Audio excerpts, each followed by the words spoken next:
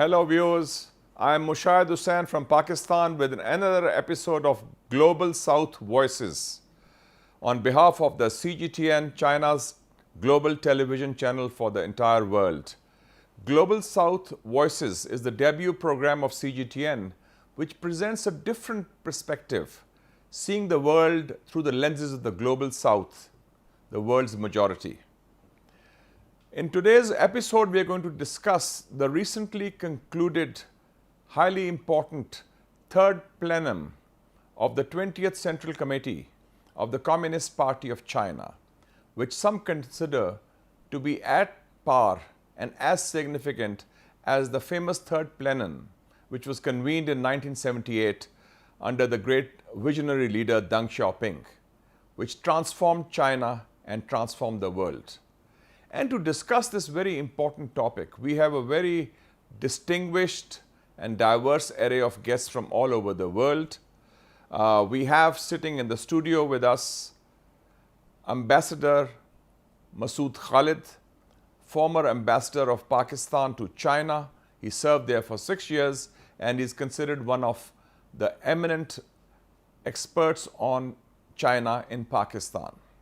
And then in Beijing, we'll be joined by an outstanding personality who has been a close participant of major developments in China in the past decades. He is none other than Mr. Victor Gao. He is Vice President of the China Center for Globalization. Joining us from London is Mr. Jack Perry, the chairman of the 48 Group Club, and he and his family have made a tremendous contribution to promoting better understanding of China in the UK for the past decades. And from Africa, we have an eminent expert based in Rwanda, Mabanda Gerald. He is the founder of the Africa-China Review, and he is a leading researcher and publisher on Africa-China relations. My first question will be directed to our friend in Beijing, Mr. Victor Gao, Mr. Victor Gao, how do you see the significance of this third plenum? What are your key takeaways from this meeting? You mentioned the third plenum of the 13th Party Congress in 1978. That really brought China out of the ideological box and opened China to the rest of the world and started economic and political reform. And the result of that reform of the past 46 years or so has turned China into the second largest economy if we use official exchange rate and the largest economy if we use purchasing power parity. Therefore, the most recent third platform concluded really emphasized the need of continued reform of all kinds, and it actually set up a time frame to achieve all the new goals for the reform in the coming 5 years, achieving all the goals by 2029. And it also set up the new goals. And many of these goals are very philosophical. For example, the new qualitative productivity, inclusive development of China, and also how to break through innovation and technological breakthroughs to move up the ladder in all ways and achieve inclusive development for the 1.4 billion Chinese people. Now, I would say this would really clarify China's mission, China's challenges and opportunities in the coming years. And the communique of the third plenum will definitely be followed up with new guidelines and action plans in the coming weeks and months, so that all these philosophical points outlined in the communique will need to be fleshed out and provide guidelines for the people in China as to how we should push forward with our reform of all kinds and then achieve all the important economic goals set up for the Chinese nation. Thank you, Mr. Victor Gao. You've said it with a lot of clarity that this historic meeting basically is a roadmap for China's reform, China's development, China's modernization for the next few decades, and there are timelines specified, as you mentioned, 2029, 2035 and 2049. So I think it's a blueprint for future development. Thank you. Moving on to Ambassador Masood Khan, who's sitting with me in the studio here. What do you see from the Islamabad as the significance of this historic third plenum of the Communist Party of China? You lived in Beijing for 6 years, you interacted with Chinese leaders, and you know China better than most Pakistanis. Yes, Ambassador. If you see China's progress, it is incremental, it is definite, and it has achieved what you described as the transformation of China in the last 40 years and the transformation of world's economy. This plenum was important. I think the most interesting thing which I found was the emphasis on the word reform, deepening of reforms. And the word reform has been used, I think, countless times in this document. So this shows the clarity, of the Chinese leadership in terms of the future trajectory which China wants to follow, and the timelines which have been given, very clear timelines. By 2035, a high standard socialist market economy. And to pursue that objective, to pursue that target, by 2029, in the next 5 years, all the tasks or reforms which have been outlined today, they will be implemented. So there is great clarity. And another dimension of this statement, which I read, was it is people centric, and it emphasizes a pragmatic, realistic approach. Seek truth from facts and follow a pragmatic approach for deepening reforms. So I think this is a very important emphasis, and people's welfare, a balance between the security and development. That is also a highlight. You have to have social stability as well as ensure your national security. So I think, to my mind, I think Chinese leadership is very clear as to where China has to go, and more importantly, they are also cognizant of the challenges, the complex international environment, as well as the domestic issues, and now they are embarked on a course correction. And I would recall what President Xi Jinping had said, I think it was at the 20th National Congress. He said that China should be prepared for strong headwinds and choppy waters. So this shows that the leadership, Chinese leadership, is fully aware, fully cognizant of what is happening globally, what challenges China faces, and what should be the course correction as well as the policies which should be followed to address those challenges. So this is, I think, very impressive as far as I am concerned. So basically, I think the ambassador is very right that there is a lot of clarity in the top leadership of the Communist Party of China, headed by General Secretary Xi Jinping. Then on the way forward, it has to be a pragmatic approach, as they say, seeking truth from facts. And they also mentioned crossing the river, feeling the stones. So it's linked with the ground realities. Thank you, Ambassador, for your insights. And now we move on to Africa, and in Rwanda, Mr. Babanda Gerald, what is your take? How do you see, from your vantage point in Africa, the significance of this third plenum, and what are its implications? Thank you for having me. And from the third plenary session, what I see is that, of course, China and Africa have had a very long cooperation that spans for decades. And what was discussed on deepening reforms, it also significantly impacts on the Africa-China cooperation. As we see, for the last 15 years, China has been the largest trading partner with Africa.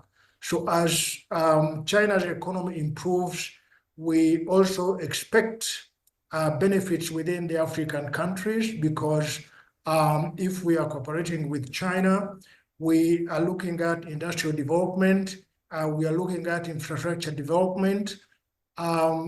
For example, the BRI has been very instrumental in improving the way of doing business in Africa because we lack roads to bring, let's say, agricultural products from the farmers to the markets and also to be exported on the international market. So I think, again, if you look at China's development, the third plenary session, when they talk about reform and opening up and then China modernization, the Chinese leaders do not look at China alone, but they look globally to the whole world, how they can work together.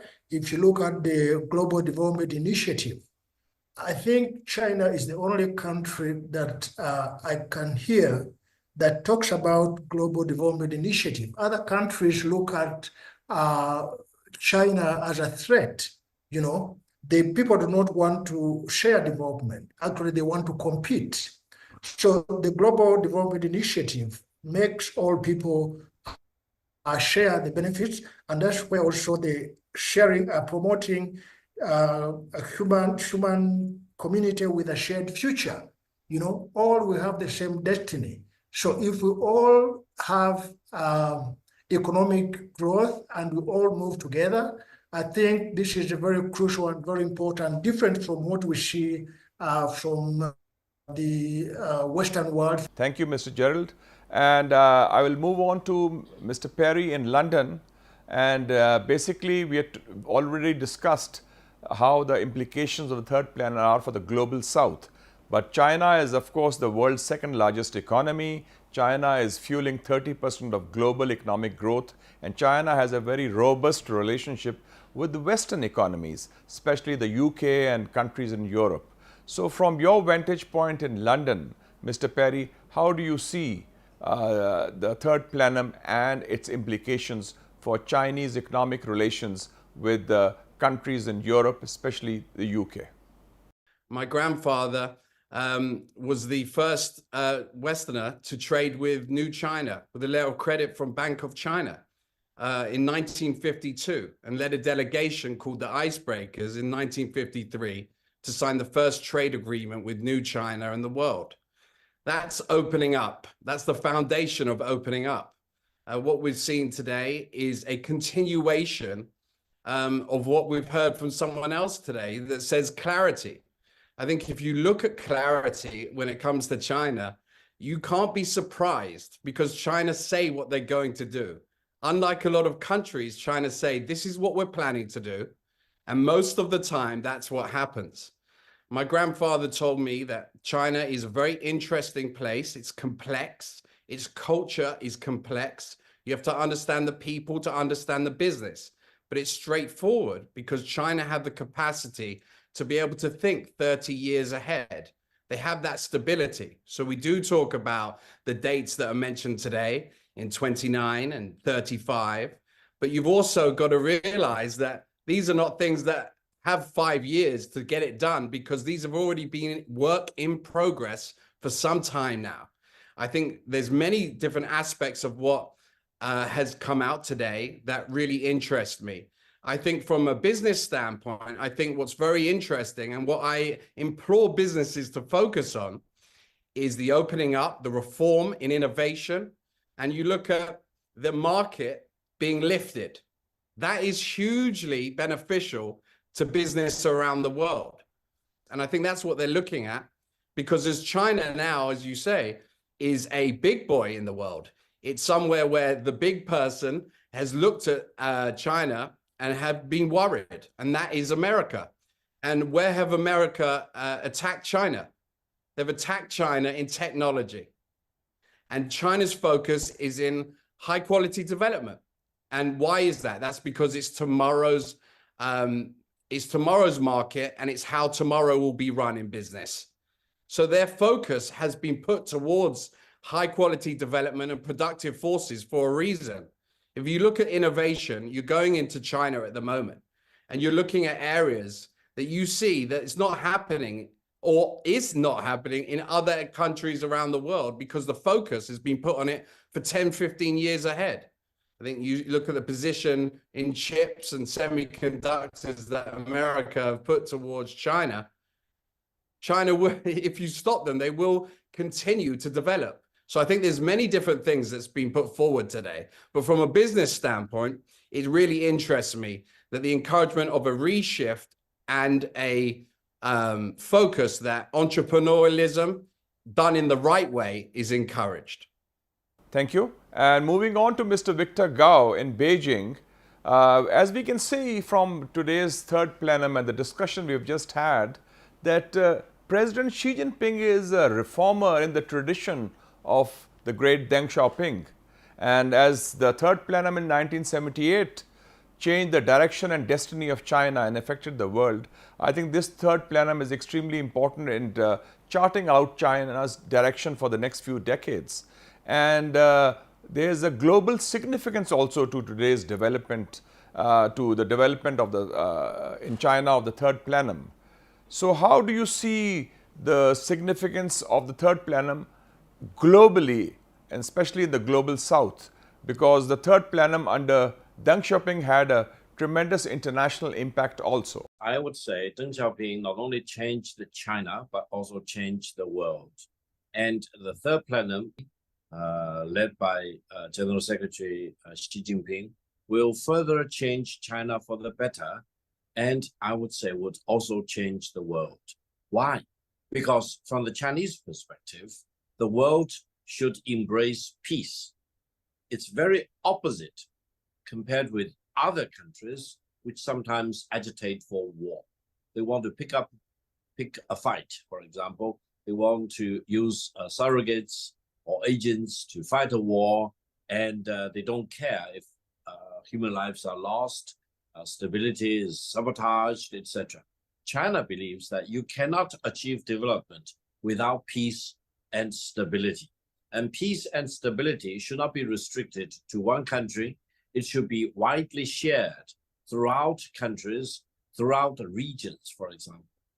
That's why whenever there is a war, China is always one of the first countries to jump out and call for ceasefire to stop the war. It's the same case for Ukraine. It's the same case for Gaza. China's always loud and clear about the absolute need to stop the war, and through diplomacy and negotiation, achieve ceasefire. Now, this is very important because if you look at the past 46 years for China's huge economic and political transformation, what are the two pillars? One is to preserve peace. The other is to maintain stability, because without domestic stability and without peace in the world, you really cannot achieve your economic goals. So this is the philosophical framework that China has been pushing for domestic policies as well as international policies. And I think this has a bearing on all the other countries in the world, especially in the global south, the developing countries, as we used to say, because we all need to maintain domestic stability. We need to preserve peace. We need to emphasize that development, as Deng Xiaoping said, is the hard truth, because without development, all the others are empty talk. You need to really grow and develop and bring beef and bread onto the table for the people and keep improving their living standards. This is something China has been doing for the past 46 years. If we really put our house in order, if we focus on economic development, if we focus on maintaining peace and stability, for example, and if we refuse to be hijacked by those warmongers, for example, Cold War warriors, and those who emphasize that their values are better than our values, we cannot accept that. We have our values, they have their values. Let them, their God for them, and my God for me, for example. We do not need to impose our ideology onto any other country, but we refuse to be imposed with their ideology or their political system. And I think this will be a better world. And I think this is what exactly President Xi Jinping has emphasized, the shared future of mankind. So allow me to emphasize, let's work together in the same direction to improve our living standards, to make sure that our people in different countries do have the prospect of achieving greater economic growth, accumulating greater wealth, so that our kids will have better lives than our lives, and our generation will be better than our forefathers' generation. The future of the world will be brighter under this roadmap of inclusive global development for all. Thank you, Mr. Victor Gao. And coming to you, Ambassador Masood Khalid, there is, of course, a very important global significance of what China does, and especially in terms of policy initiatives, including the third plenum. And President Xi Jinping 10 years ago launched the Belt and Road Initiative, which is perhaps the most important diplomatic and developmental initiative of the 21st century. And in 10 years span, you've had almost 500,000 jobs generated. You have had 40 million people lifted out of poverty. And we in Pakistan have benefited from the China-Pakistan Economic Corridor, the CPEC, which has been important in transforming people's lives in different parts of Pakistan. So given that context, how do you see the significance of the third plenum in the big picture, the global setting, and its implications, especially in the global south?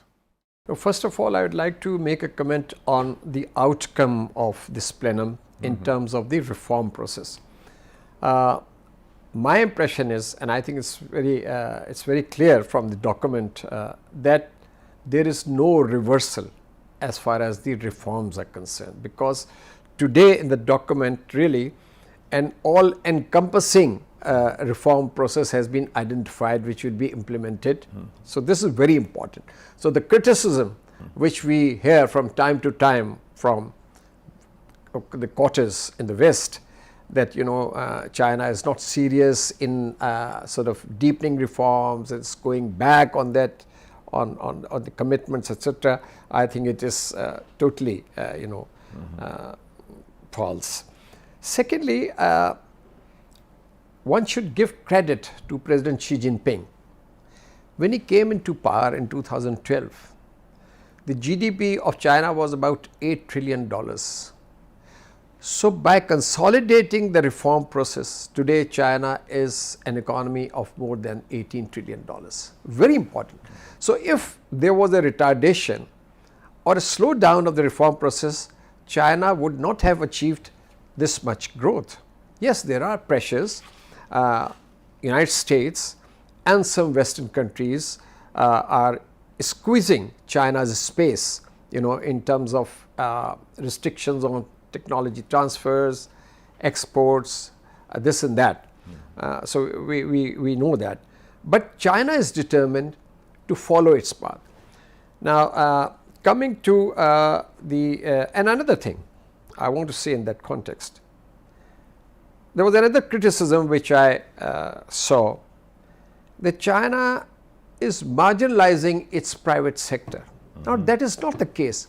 Private sector plays a very vital role in China's economy. And today in the document, there is a very clear formulation that the Chinese government will support the public sector as well as the non-public sector, the private sector. So there will be a synergy in pursuing the national objectives of development, national development. Now, coming to BRI, not only what China has achieved in the last 45 years or so in terms of lifting 800 million people out of poverty, but now China is in a position to share the fruits of its development with poor countries, developing countries. And now, as far as Pakistan is concerned, of course, we are thankful to China for coming forward in helping us in overcoming this development deficit which had existed for several years through CPEC. CPEC has made good progress. There have been local employment generation, there have been infrastructure development, and we are moving ahead into this, entering into second phase. Thank you very much. And now I move on to Africa, and Mr. Mabanda Gerald, we talked about the global impact. I'd like to ask you about African countries. And you mentioned China being a game changer for African countries. How can African countries learn from and adapt to some of the Chinese reform strategies in economic development, which have been so beneficial for the Chinese people, and which, if adapted in the conditions of Africa can also be equally beneficial for African economies. Your take on it? I think there is a lot that Africa can learn from China. I have written a book about China and my country, Rwanda. And I talked about how effective leadership is key to transformational governance. So in China, we see that the governance led by President Xi Jinping is really effective and transformational. And that's why we see this rapid development that is taking place. In Africa, most of the problem that we have is failure in governance. This is a fact that we have a problem in governance, but China can be a good example. If we borrow a leaf from China's governance, I think we can be able to make strides and improve. Secondly, also we can look at planning and policy implementation. Sometimes we do planning, but policy implementation becomes a problem. So in China, when you look at these goals that are being set the other year, actually most of these goals are realized. So the policy implementation, still, if we can be able to improve on policy implementation, we don't just keep it in papers. I think China would be a very good learning experience. Now, recently, in the past years, China was able to eliminate abject poverty. When you look at most of our countries in the African continent, this is a very big problem that still affects most of our countries. So we can ask ourselves, how did China do it? If in the 1960s, some of African countries were richer than China, so what has happened within a span of 46 years? So this, again, takes back to things like governance, things like fight against corruption. I think these are good examples that we can borrow from China's development, and we are able to move forward. Again, there is something very interesting. When you talk about whole process people's democracy, this is a democracy where people are involved, right from the grassroots up to the top level. So this again makes people become owners of the governance system. So sometimes you find that people are left out, and yet what the government is doing for the people. So people must be involved at all processes. And probably lastly, putting people first, because whatever the development the country is doing, it is doing it in the interest of the people. It is doing it to improve on their lives so that they can have a good life. So I think these are things that I can say, if we can be able to borrow from the Chinese example, I think Africa, we can also be able to do better and move on. Thank you. And I think your point is quite well taken, that any kind of adaptation or learning or borrowing from the outside world, especially China, has to be done in the local context where it should be adapted to the local conditions and the ground realities. And I think that is the key thing. Learning means that being inspired by a certain model and then seeing its applicability in the local conditions of respective countries. Thank you, Mr. Gerald. I think we had a great discussion, a riveting discussion, if I may, from the experiences of our four distinguished panelists from different parts of the world with different backgrounds. And I think let's discuss some of the, in conclusion, some of the key takeaways from the third plenum of the 20th Central Committee of the Communist Party of China. It's very clear that China has entered a new era under President Xi Jinping. Reform is the hallmark of this new era. And President Xi Jinping is the helmsman of reform, spearheading China's development, modernization and reform in the 21st century. And this is a process which did not start recently. It started from day one. In 2012, when he became General Secretary of the Communist Party of China, his first visit was to Shenzhen, where the reform process started. And what did he say there? He said that reform will not stop and opening up will not cease. And then he paid homage to Deng Xiaoping because his statue was there. He laid a floral wreath there. And this reform has been multifaceted, multidimensional. It has been evident in globalization. It has been evident in the green revolution, especially now in electric vehicles. It has been evident also in the ratings of the global innovation index world over. It's been evident in the fact that from an 8 trillion economy when he took over as the General Secretary 10 years ago, it's now an 18 trillion economy. So it has expanded and it has been focused on, like Deng Xiaoping, on the well-being of the people, that reform should benefit the people. And then he's ensured that it is also a shared prosperity, that reform is not just confined to China, and the fruits of reform and development and modernization are shared. And that's why you have the Belt and Road Initiative, you have the Global Development Initiative, you have the Global Security Initiative, you have the Global Civilization Initiative. With this, we come to an end to this episode of Global South Voices, which is the special program of CGTN, reflecting the worldview through the lenses of the Global South, the world's majority. And you can also find us in CGTN app, in X, in Facebook, and YouTube. And till our next episode, we wish you goodbye and thank you for viewing this program.